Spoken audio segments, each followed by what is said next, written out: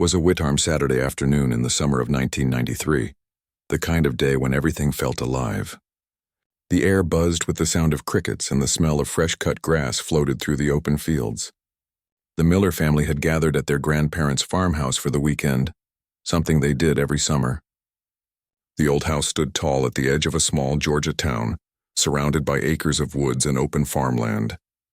It was a place full of childhood laughter, memories, and the kind of peace that only country life could give. The children were the happiest of all.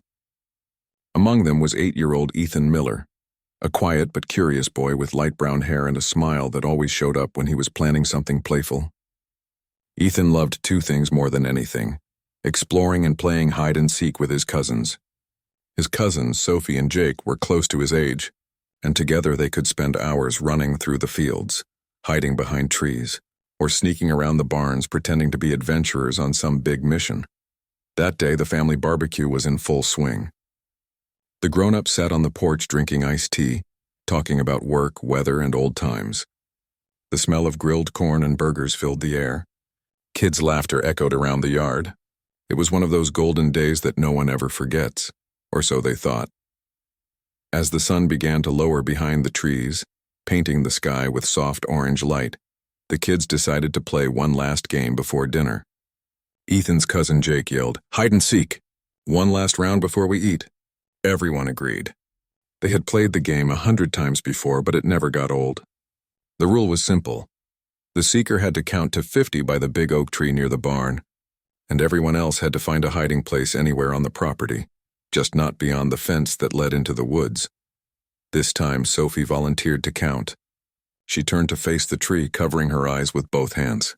1, 2, 3. Her voice was loud and clear, echoing through the open space. Ethan giggled and ran off barefoot across the grass. He passed the barn, darted behind an old water pump, then slowed down as he looked toward the tree line. The woods had always drawn him in. He wasn't supposed to go there, but he knew there were plenty of places to hide near the edge, maybe behind one of the fallen logs or near the small creek that ran through the back of the property. He looked over his shoulder. No one was watching. Sophie's voice was still counting. 38. 39. Ethan smiled to himself and ran toward the woods. Jake hid behind an old pickup truck parked beside the barn. A few younger cousins squeezed under the porch steps, trying to hold in their giggles. The air was filled with the excitement that only children could feel, a mix of competition and fun. Sophie finished counting and yelled, "Ready or not, here I come." She ran around the yard, peeking behind trees and checking inside the open shed. Within minutes, she found most of the kids. One by one, they laughed and joined her in searching for the rest. "Where's Ethan?" Jake asked after a while. "He's good at hiding, but he's never this quiet." They searched the usual spot, behind the hay bales, inside the chicken coop, under the porch, but Ethan was nowhere. Sophie frowned. "He's probably near the woods again," she said. The others followed her, their voices calling out his name. "Ethan, come out!" "We found everyone." There was no answer, just the faint rustling of leaves and the distant hum of cicadas. Jake walked toward the fence line and shouted louder, "Ethan, game's over!" Still nothing. A strange stillness began to settle in. Sophie's cheerful tone faded as she glanced toward the darkening woods. "He wouldn't go far," she said, though her voice wavered slightly. The sun dipped lower and the shadows grew longer. One of the adults called from the porch, "Kids!" "Dinner time." Sophie cupped her hands and shouted back, "We can't find Ethan." That got everyone's attention. Within minutes, the yard that had been filled with laughter turned tense and quiet. Ethan's mother came running, wiping her hands on a kitchen towel. "What do you mean you can't find him?" she asked. Jake quickly explained the game, how Ethan had run off and how they'd looked everywhere. The adults began to spread out, calling his name across the fields and through the trees. At first, they thought it was just another one of his tricks.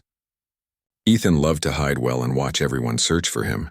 His father even smiled nervously at first. "All right, son, you've had your fun," he called out. "Come on out now." But as the minutes turned to an hour and the daylight began to fade, the smiles disappeared. Lanterns and flashlights came out. The family checked every corner of the property. The barn, the tool shed, under the old tractor, and all empty. His grandmother whispered prayers under her breath, while his father searched near the fence. "Maybe he slipped into the woods," someone said. "Let's check by the creek." The men grabbed flashlights and climbed over the wooden fence into the dense trees. The woods were quiet except for the sound of insects. The creek ran shallow, glistening faintly in the beam of the flashlight. One of the uncles found small footprints near the edge, barefoot like Ethan had been that day. "He came this way," he said. They followed the tracks for a short distance until they disappeared in the mud. Beyond that, the ground was covered in thick leaves and roots. There was no sign of where he went next. Back at the house, Ethan's mother paced the porch, her hands trembling. Neighbors soon joined the search. Cars lined up along the dirt road as more people came to help. The local sheriff arrived, his face serious. "We'll find him," he said, but his tone didn't carry the same confidence as his words. They brought in dogs, volunteers, and later even a helicopter that searched the woods with spotlights. All through the night, people called out his name. "Ethan, Ethan!" The voices echoed through the trees, fading into the distance. But there was never a reply. The search continued until dawn. The next morning, the woods looked the same as always, calm, green, and quiet as if nothing had happened. But the family's world had changed forever. By the second day, news spread through the small town. Reporters came, and search teams from nearby counties joined in. They combed every inch of the area, the creek bed, the abandoned barns, even the old mine shaft miles away. Nothing. It was as if the boy had simply vanished into thin air. At night, the Miller house grew silent except for the low murmur of adults talking in the kitchen and the occasional sound of someone crying softly. Ethan's room remained untouched. His mother couldn't bring herself to wash his clothes or move his toys. His favorite red baseball cap still sat on the dresser, and his flashlight lay beside it. She kept telling herself that he might walk through the door any moment. Days turned into weeks.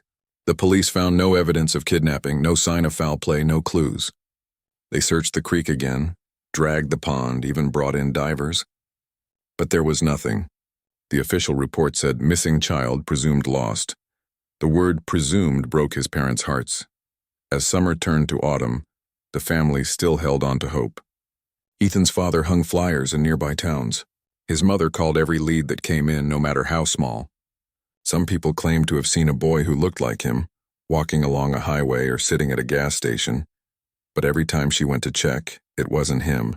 The days felt longer. The house felt emptier. Even the cousins stopped playing hide and seek. The game that once filled their childhood with laughter now felt haunted. Sophie couldn't go near the woods anymore. Every time she looked toward the trees, she felt a chill. She remembered that last moment, counting with her eyes closed while Ethan ran away smiling. And she wished she had opened her eyes sooner. Months passed, and the search was officially closed. The sheriff came to speak with the family, his hat held in his hands. "We'll keep the file open," he said quietly. "If anything turns up, you'll be the first to know." But deep down, everyone knew they might never get an answer.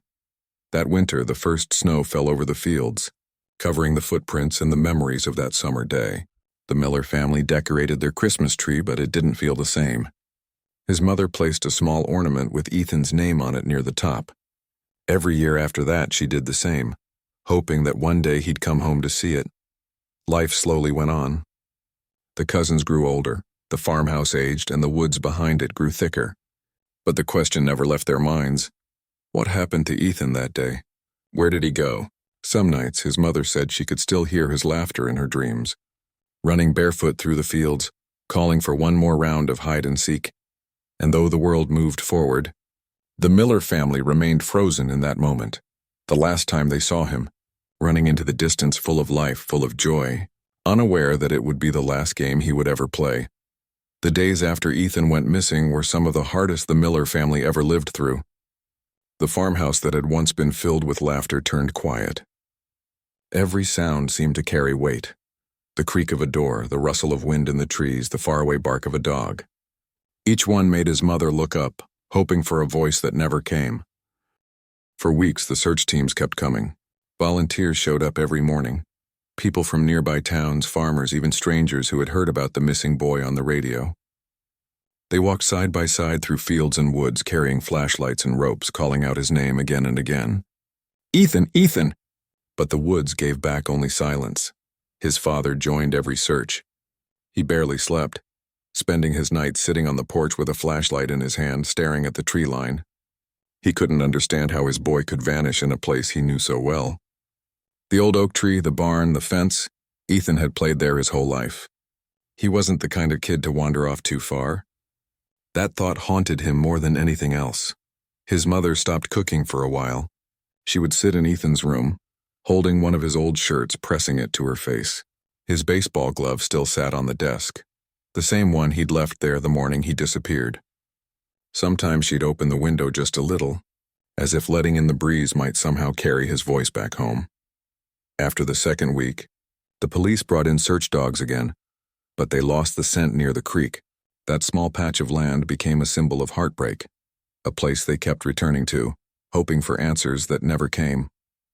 Some believed he had fallen in the water and been carried away. Others thought someone might have taken him. No one really knew, and not knowing was the hardest part of all. The weeks turned into months.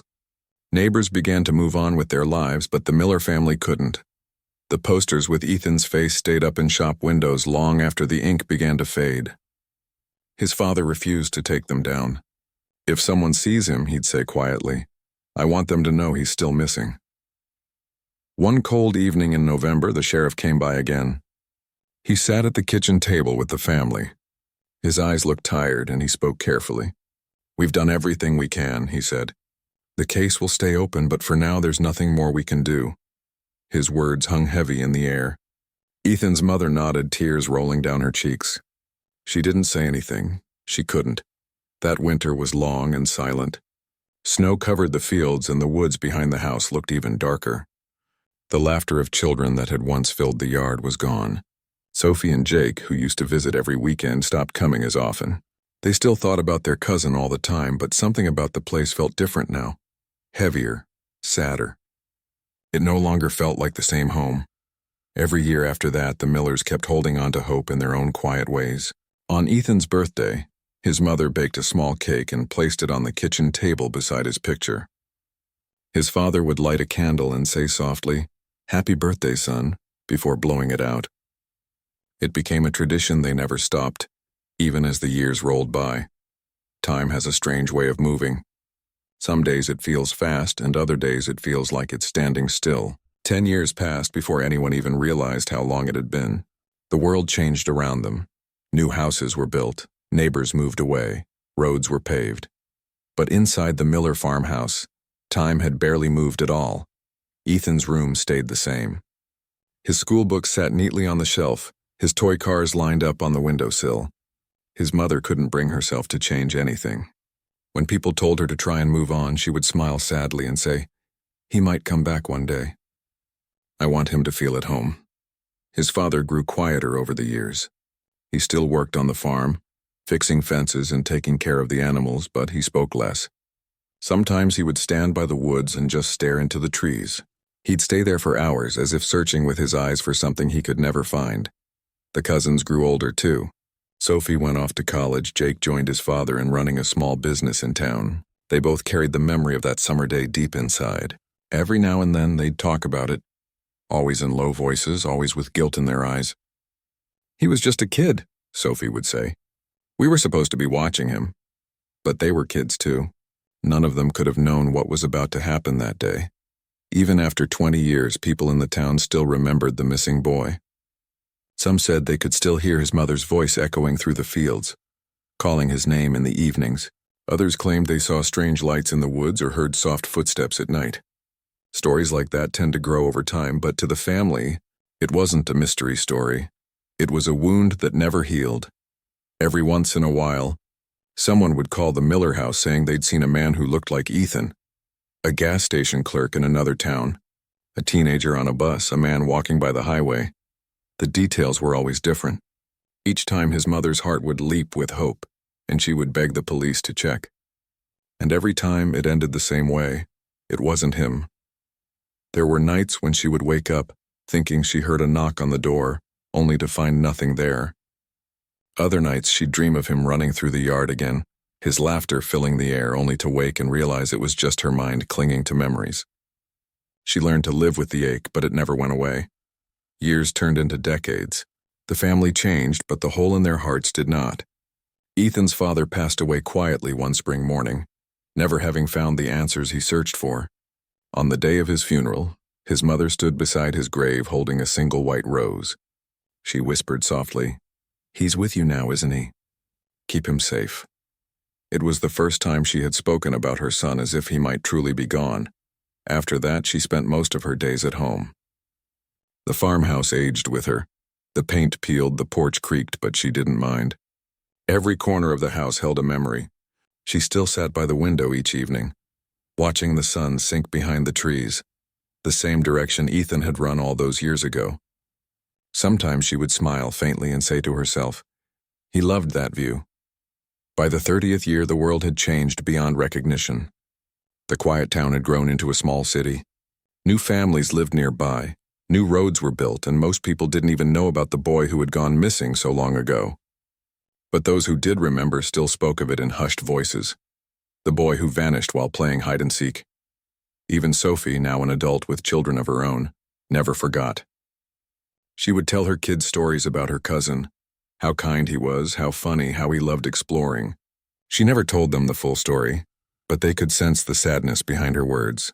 Every time she visited her grandmother, Ethan's mother, she would find her sitting in the same chair by the window, a small smile on her face and a photograph of Ethan beside her.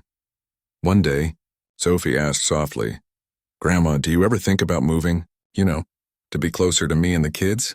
Her grandmother smiled gently. "No, dear," she said. "If I leave, how will he find me when he comes home?" That answer broke Sophie's heart. But she didn't argue. Deep down, she understood.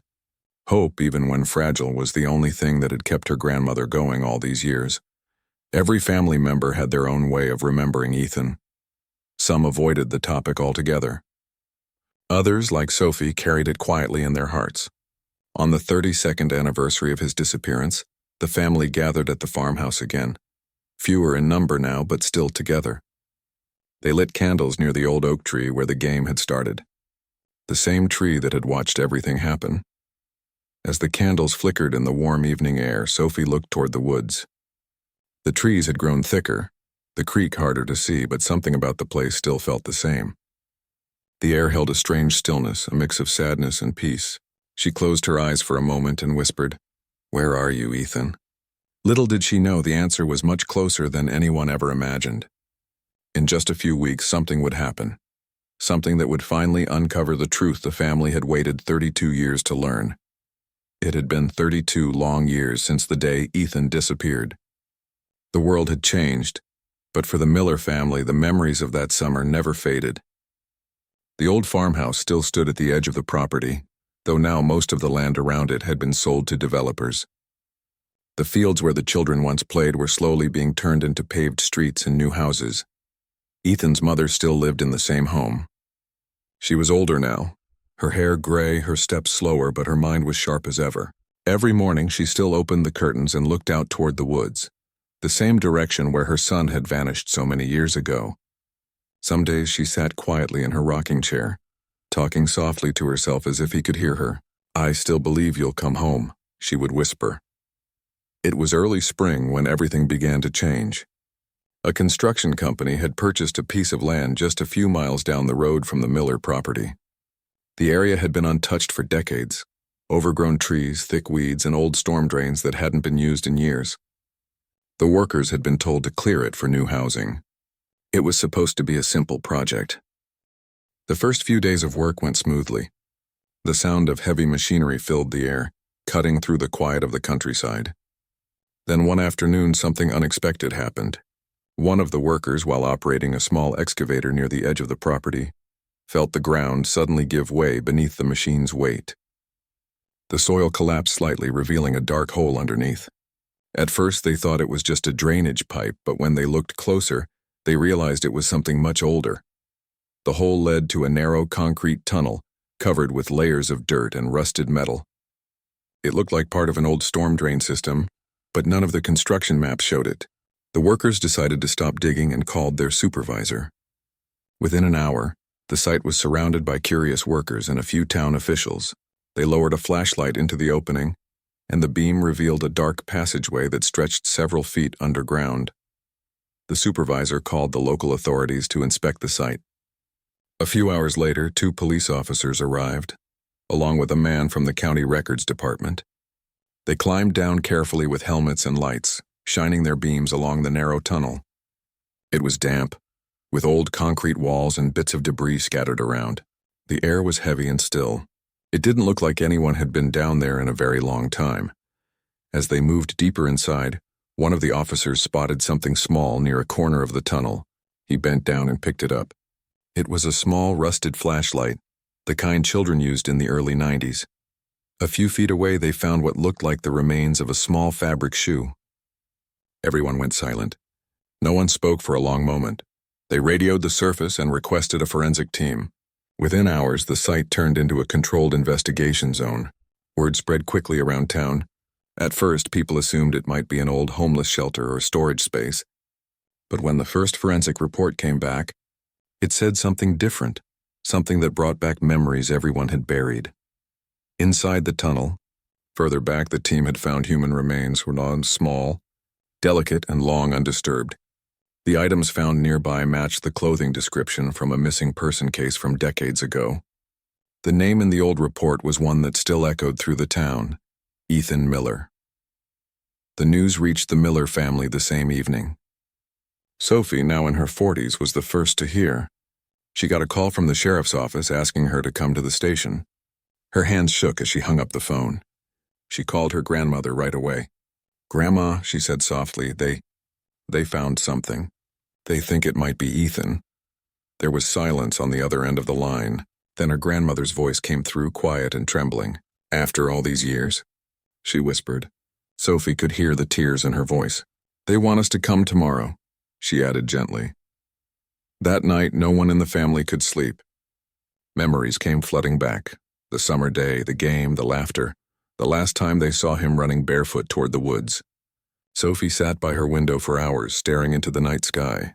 She kept replaying that day in her head, trying to remember every detail.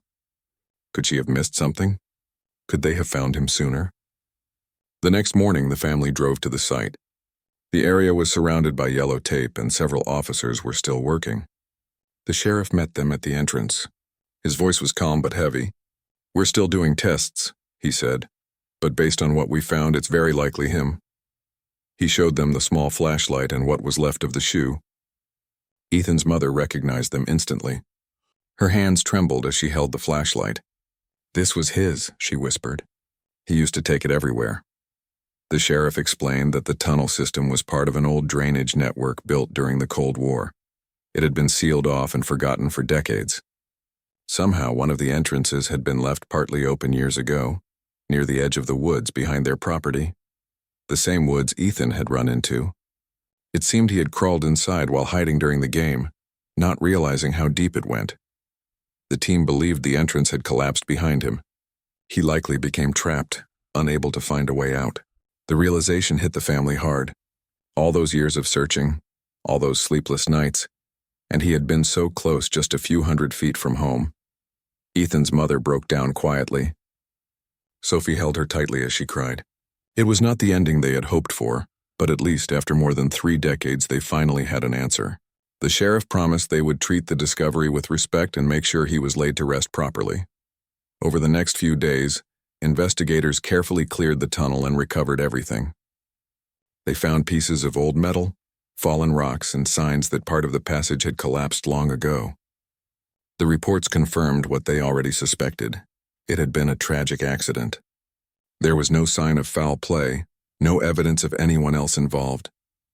Just a young boy who had gone exploring and never found his way back out. The town was quiet after the news spread. Many residents still remembered the search all those years ago. Some came by to leave flowers near the site. Others stood in silence, heads bowed, not knowing what to say. For many, it brought back memories of their own childhoods, of games, laughter, and how quickly life could change. Sophie couldn't stop thinking about how close he had been the whole time. "He was right there," she said one evening, sitting beside her grandmother. "All this time he was right there." Her grandmother nodded slowly. "I used to sit by the window," she whispered, calling his name. "Maybe he heard me." When the forensic results came back officially confirming the remains belonged to Ethan, The family held a small private service. It wasn't grand or public, just a few close relatives standing together near the old oak tree where it all began. The same tree where the last game of hide-and-seek had started 32 years earlier. The air that day was calm. Birds sang in the distance and a soft breeze moved through the fields. Ethan's mother stood quietly with a framed photo in her hands, the same photo that had sat on her mantel for years. She placed it beside the tree and whispered something no one else could hear. Then she smiled faintly, tears in her eyes. "You're home now," she said. Later, the family walked to the edge of the woods. The sheriff showed them where the old drain entrance had once been. It was hard to believe that a small opening hidden by weeds had held the answer to a mystery that lasted more than 3 decades. The area was now covered with safety barriers, but for the family it was sacred ground, the place where the truth had finally come to light. After the service, Sophie sat alone near the oak tree. She ran her fingers through the grass, remembering the laughter of that summer afternoon. "You were just playing," she said softly. "You just wanted to win the game." Her voice trembled. "I wish I'd found you that day." She looked toward the woods and felt a strange sense of peace. Somehow she knew that her cousin wasn't lost anymore. In the following weeks, the construction site was cleared and fenced off. The county decided to preserve that section of land as a small memorial area. They placed a simple plaque there with Ethan's name and the words, "Always remembered, always loved." It wasn't much, but it meant everything to the family. For Ethan's mother, it brought both pain and comfort. She finally knew what had happened, but knowing he had been so close for so long was almost too much to bear. Still, she said she felt a strange calmness now. She began to smile more, to talk about him more, not just as the boy who went missing, but as the boy who had filled their lives with love and laughter. One evening, Sophie visited her grandmother again. The sun was setting, painting the sky orange and pink, just like it had on that day long ago. Her grandmother sat by the window, looking out toward the woods. "Do you think he knows we found him?" Sophie asked softly. Her grandmother smiled. "I think he always knew," she said. "He was just waiting for us to see." The days after the discovery were filled with emotions the Miller family could hardly describe. There was sadness, yes, but also relief, the kind of quiet peace that comes after years of not knowing. For 32 years they had lived with questions. Now they finally had answers. It didn't make the pain go away, but it gave it a place to rest. The county completed its investigation quickly. The sheriff called the family to his office one morning to go over the final report. Sophie went with her grandmother, holding her hand as they sat across from him. He spoke slowly and kindly, knowing how heavy his words would be. "The forensics team finished their review," he said. "Everything confirms what we believed. There's no sign of foul play. It was a tragic accident." He laid a few photos on the desk, not of anything graphic, just the tunnel itself, the collapsed entrance, and the items found inside. "It looks like he crawled in through this small opening near the creek," the sheriff explained, pointing to one picture. "At some point, part of the wall caved in behind him, blocking the exit. He must have tried to find another way out, but the tunnels had been sealed for years. He couldn't see or move far." Sophie listened with tears in her eyes. It was painful to hear, but she wanted to know everything. Her grandmother sat quietly beside her, holding a tissue, her hands trembling slightly. "So he was there all along?" she asked softly. The sheriff nodded. "Yes, ma'am. Just beyond your property line, less than 200 yards from the barn." She closed her eyes for a moment, taking a deep breath. "All this time," she whispered. "We searched so close, but we never found him." Sophie reached over and squeezed her hand. "It's not your fault," she said gently. "No one could have known." When they left the sheriff's office, they didn't say much on the drive home. The road passed through familiar fields, now dotted with new houses and driveways. The world had changed so much, but the memories stayed the same. When they reached the farmhouse, her grandmother stopped by the front porch and looked out toward the woods. "That's where we were calling his name," she said quietly. "He must have been so close." Sophie put her arm around her and said nothing. Sometimes there were no words that could fill the space between heartbreak and understanding. In the days that followed, the family received visitors from all over town. Old neighbors, childhood friends, and even former police officers came by to pay their respects. Many of them hadn't seen the family in years. They shared stories about Ethan, how he used to wave to everyone from his bike, how polite he was, how much he loved to explore. One of the men who had helped in the original search came by. He was much older now, with white hair and kind eyes. "I remember that summer," he said, standing on the porch. "We must have walked those woods 100 times. We were right there. I just can't believe he was so close all along." His grandmother smiled weakly. "I think he was waiting for the right time to be found," she said. "And maybe now was the time." The man nodded and said quietly, "Maybe so." The discovery brought the whole town together in a way no one expected. Local newspapers wrote about it, calling it one of the most heartbreaking but remarkable cases of closure the town had ever seen. For years, the mystery of the missing boy had lingered like an unanswered question. Now the truth was out, simple, tragic, and painfully human. Sophie spent many evenings sitting outside by the old oak tree where the last game of hide-and-seek had started. She often came there after sunset, watching the sky change colors as she thought about her cousin. She remembered his laugh, his curiosity, and how he used to say he wanted to build a treehouse one day. One evening, she sat there with her grandmother, both of them wrapped in blankets as the cool evening breeze moved through the grass. "You know," Sophie said softly, "when I was little, I used to think maybe he'd just grown up somewhere else, like he forgot who he was and started a new life. I used to imagine he was happy somewhere." Her grandmother smiled faintly. "That's what I told myself too," she said. "It was easier to think he was alive than to think he was gone. Hope was all I had left." Sophie nodded. "Do you feel better now that we know?" Her grandmother took a long pause before answering. "It hurts," she said finally. "But yes, it's a different kind of hurt now. For years I would wake up wondering where he was, if he was scared or alone. Now I know. He wasn't taken. He wasn't hurt by anyone. It was just an accident, a terrible one. But at least I know he's at peace." They sat in silence for a while, listening to the crickets and the faint sound of wind moving through the trees. The woods didn't feel scary anymore. They felt like a place of rest, quiet and calm, as if they were finally keeping a secret that didn't need to be hidden any longer. When the county finished clearing the tunnel site, they offered the family a chance to visit before sealing it permanently. Sophie went along with her grandmother and a few relatives. The entrance had been reinforced for safety, and most of the debris had been cleared away. Standing there, Sophie felt a wave of emotion.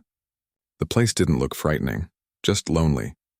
The air was cool, and sunlight streamed through the trees, landing softly on the ground. It was hard to imagine that for 32 years the truth had been buried right beneath their feet. Her grandmother stepped forward slowly. "He must have been trying to find the best hiding spot," she said. "He always liked to win." She smiled through her tears. Sophie nodded. "He did. He always found the best spots." The family placed a small wooden cross near the site tied with a blue ribbon, Ethan's favorite color. They left flowers in a small toy car beside it. As they stood there, the air felt still, almost peaceful. Sophie closed her eyes and whispered, "We found you, Ethan. We found you." After that day, life slowly began to move forward again. Ethan's story became something people spoke about not with fear, but with understanding. It reminded everyone how fragile and precious life is, how something as simple as a game can change everything in a single moment. The Miller farmhouse became a symbol of quiet strength. People in the community often said that the family had taught them what it meant to never give up hope. Even after 3 decades, they had kept believing that one day they would know the truth. In the following months, Sophie helped her grandmother organize Ethan's old belongings. It was bittersweet work, opening drawers filled with childhood treasures, dusty toys, and photographs. In one small box, they found a note he had written as a child. The paper was yellowed with age, the handwriting messy but full of life. It said, "When I grow up, I want to help people find things that are lost." Reading that made both of them cry. "He kept his promise in a way," Sophie said softly. "He helped us find peace." Her grandmother wiped her tears and smiled. "He did," she whispered. "He really did." A few months later, a small memorial ceremony was held at the local park. The town put up a simple bench with a plaque that read, "In memory of Ethan Miller, a child who reminded us to never stop searching for love and truth." People came and left flowers. Some sat quietly on the bench, watching their own children play nearby. Sophie's grandmother attended too. She sat on the bench for a long time, hands folded in her lap. "You know," she said to Sophie, "I used to ask God every night, Why can't I find him? But maybe he was waiting for the right moment when I was ready to let go. Sophie placed her hand on her grandmother's. Maybe he wanted you to know that you never really lost him, she said. Softly, her grandmother smiled. You're right. I didn't. He's been here all along. That evening, as they drove back home, the sun set behind the woods. The light filtered through the trees, just like it had that summer afternoon so many years ago. The old oak tree stood tall, its leaves glowing gold in the fading light. When they reached the house, her grandmother stood by the porch, looking out toward the horizon one last time that day. The air was warm and still, the sky painted in soft orange and pink. Do you hear that? She asked. Sophie listened carefully. The wind rustled through the trees, and for a moment it almost sounded like laughter, faint and distant like a memory carried on the breeze. Her grandmother smiled. That's him, she said softly. He's home now. And in that quiet moment, the years of sorrow seemed to melt away. The pain didn't vanish, but it no longer hurt the same. It became part of their story, one of love, loss, and finally, peace. From that day on, the farmhouse no longer felt haunted by the past. It felt complete again, as if the missing piece of the family had finally found its way back home. The seasons passed quietly after Ethan was finally laid to rest. The Miller family had known pain for so long that peace almost felt unfamiliar. For more than 3 decades, their lives had been shadowed by unanswered questions. Now, even though the answers had broken their hearts, there was something healing in the truth. Spring came early that year. The fields around the old farmhouse turned green again, and the air smelled of new life. For the first time in many years, Sophie's grandmother opened all the windows in the house. The sound of birds drifted in, and sunlight filled the rooms that had once been too quiet to bear. Sophie had moved back to town to be closer to her grandmother. She'd spent so many years living elsewhere, trying to build her own life. But something about this moment felt like a full circle. The old house held memories that were both painful and precious, and she didn't want her grandmother to face them alone anymore. One morning, they sat together at the kitchen table, sipping tea. The soft ticking of the clock filled the silence. It feels different now, her grandmother said, looking out the window toward the oak tree. I used to look out there and feel sadness. Now I feel like he's part of everything. The trees, the air, the sunlight. He's here, Sophie smiled. I think he's been here the whole time. We just didn't see it before. Her grandmother nodded slowly. Maybe that's how love works. You don't always see it, but it never really leaves. Later that week, they began preparing for a small memorial gathering. It had been 1 year since Ethan's remains were found. The family wanted to do something meaningful, not a sad event, but something that celebrated who he was. They invited neighbors, friends, and a few of the people who had helped search for him all those years ago. Sophie and her grandmother spent days going through old boxes, looking for photographs and keepsakes to display. They found his favorite toy truck, a little baseball glove, and a stack of drawings he'd made when he was younger. Each picture showed something different: a house, a tree, the creek, his family. On one, he had written in uneven letters, "My home is where my heart is." Her grandmother smiled when she saw it. He always had such a big heart, she said softly, even when he was small. They decided to hold the gathering under the oak tree behind the house, the same tree where the cousins had started that last game of hide-and-seek. It felt right to bring everyone back to the place where it all began, not to mourn, but to remember. The day of the gathering was bright and clear. The sky was the kind of blue that only seems to appear in spring, soft and endless. Friends arrived carrying flowers and food, and soon the yard was filled with quiet laughter and gentle conversations. Children ran around, playing tag near the fence, their voices echoing through the fields, a sound that once would have brought tears, but now brought comfort. Sophie stood near the old tree, looking up at its branches. The sunlight flickered through the leaves, making little patterns on the grass. It almost felt like the world was trying to tell her something, that everything somehow was as it should be. Her grandmother stood beside her, dressed in a light blue sweater, holding a small photo frame. Inside was Ethan's school picture, the same one that had hung on her wall for 30 years. I used to talk to this photo every night, she said quietly. Now I think I can finally say goodbye. Sophie put her arm around her. You're not really saying goodbye, Grandma, she said gently. You're just letting him rest. When everyone had gathered, Sophie's grandmother stepped forward and spoke. Her voice trembled a little at first, but she grew stronger as she went on. "I want to thank you all for being here," she began. "When Ethan disappeared, our family lost more than a child. We lost our sense of peace. For years I asked why. I prayed for answers. And now that we have them, I realize that maybe we were never meant to understand everything. Maybe we were just meant to love even when we couldn't see the whole picture." She paused and looked toward the woods. Ethan wasn't far. All these years he was right here, close enough to hear us calling. I like to think he wasn't afraid. I like to think he was just waiting for us to find him when the time was right. The crowd was silent.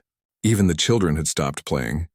The only sound was the wind moving gently through the branches. After the speech, everyone took turns placing flowers at the base of the oak tree. Some whispered prayers, others shared short memories. One man, a retired officer who had helped in the first search, said quietly, "I always hoped we'd bring him home. I'm glad he's home now." As the sun began to set, the light turned golden. The sky seemed to glow and the air felt warm and soft. Sophie stood a little apart from the others, watching her grandmother smile through tears. For the first time in years, she saw peace on her face. That night, after everyone left, Sophie and her grandmother sat on the porch. The stars came out one by one, filling the sky. They didn't talk much. They didn't need to. The silence between them felt full, not empty. After a while, her grandmother said, "I used to dream about him. I'd see him standing by the creek waving, but I could never reach him.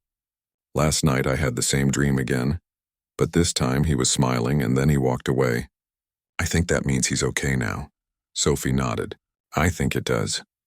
In the weeks that followed, life slowly settled into a new rhythm. Sophie helped her grandmother plant a small garden near the oak tree. They filled it with daisies, sunflowers, and bluebells, all of Ethan's favorite colors. Every morning, her grandmother would water the plants and talk softly as if speaking to him. "Good morning, sweetheart," she'd say. "The flowers are growing just fine." Sometimes neighbors would stop by, leaving small toys or handwritten notes near the garden. It became a quiet place for everyone who had ever lost someone, a place to sit, reflect, and feel close to the ones they missed. As months turned into years, Sophie decided to share Ethan's story publicly. Not in a sensational way, but as a message about hope, patience, and love. She reached out to a local newspaper first, and the story quickly spread. People from all over wrote letters saying how much it touched them, parents who'd lost children, families still waiting for closure, and even strangers who said it reminded them to appreciate every moment they had. Sophie never expected it. But Ethan's story became something much larger than their family. Schools invited her to speak about the importance of safety, awareness, and community. Every time she told the story, she made sure it ended with hope, not fear. Sometimes she would say, "We can't choose what happens, but we can choose how we carry the memory of those we've lost." Her grandmother was proud. "He always wanted to help people," she said. "And now, even from heaven, he's doing just that." As the years went on, the farmhouse remained in the family. Sophie eventually brought her own children there to visit. They'd play outside, running through the same field she once did. One afternoon, her little boy looked up at her and asked, "Who's the boy in the picture inside?" Sophie smiled softly. "That's Ethan," she said. "He was my cousin. He used to play here when he was your age. Is he coming to play with us too?" The boy asked innocently. Sophie knelt beside him, brushing his hair from his forehead. "Not exactly," she said gently. "But he's here in a different way. Every time the wind blows through those trees, that's him saying hello." The boy looked toward the woods, listening for a moment, then smiled. "I hear him," he said. "He sounds happy." Sophie felt tears sting her eyes, but smiled back. "He is," she said quietly. Years later, when Sophie's grandmother passed away peacefully in her sleep, the family buried her beside Ethan's resting place. The two were finally together, the boy who had been lost and the woman who had never stopped looking for him. On the day of the funeral, Sophie stood by the oak tree once more, holding her daughter's hand. The air was cool, the leaves rustling softly. "Your great-grandma used to say that love never ends," she whispered. "It just changes shape." Her daughter looked up at her. "Like how water becomes rain?" she asked. Sophie smiled. "Exactly like that." As they stood there, a gentle breeze passed through, carrying the scent of wildflowers. Somewhere in that moment, in the quiet, in the sunlight, in the stillness of the trees, there was peace. The farmhouse stood strong, weathered but warm, holding decades of laughter, tears, and love. And though time would keep moving forward, one truth remained. Ethan's story had become a part of everyone who had ever known it. A story of loss, of waiting, and of the unbreakable power of family. Because sometimes, the things we lose don't stay gone forever. Sometimes they find their way back, not in the way we expect, but in the way we need most. And as the wind moved gently through the branches, whispering softly across the fields, it almost sounded like a little boy's laughter, carried home at last.